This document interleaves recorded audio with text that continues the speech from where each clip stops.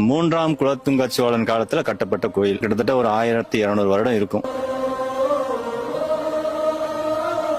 எல்லாத்துக்கும் வணக்கம். இந்த கோயில் பாத்தீங்கன்னா கரூர்ல இருந்து திருச்சி நெடுஞ்சாலையில வரும்பொழுது மணவாசி டோல்கேட் தாண்டோன்னு தெற்கு நோக்கி ஒரு ரோடு பிரியும். உள்ள வந்தீங்க அப்படின்னா ஒரு 1 கிலோமீட்டர்ல இந்த கோயில் மேல இருக்கு. குன்னுடைய கவுண்டர் தாமரை நாச்சியாருக்கு நெடுங்காலமா குழந்தையே இல்ல. அவங்க சொந்த ஊர் கரூருக்கு பக்கத்துல செட்டிபாளையம். அவங்க இங்க மலை கோயில்ல சங்கரேஸ்வரர் முன்னாடி ரொம்ப கடுமையான விரதம் இருந்து அதன் பிறகு தாமரை நாச்சியாரும் குன்னுடைய கவுண்டரும் அவருடைய சொந்த ஊராகிய செட்டிபாளையத்தில் சென்று வாழ்ந்து வரும் காலத்தில் 10வது மாதத்தில் 2 ஆண் மகவு பிறக்கிறது. அதாவது முதல்ல பொன்னர், 2வது சாமியோட பேரு சங்கர் அப்படின்னு பேர் வைக்கிறாங்க. இங்க பாத்தீங்கன்னா பொதுமக்கள் குழந்தை வரம் வேண்டி நிறைய பேர் வராங்க. திருமண வயதுல இருக்கக்கூடிய அவங்களுக்கு திருமணம் நடைபெறுவதற்கு வேண்டுதல் வைக்கிறாங்க. அதாவது இந்த வருடம் வேண்டிட்டு போனாங்கன்னா அடுத்த வருடம் வரும் பொழுது அவங்க கையில குழந்தை, திருமணம் ஆகாதவங்களுக்கு திருமணத்தோட தான் போறாங்க.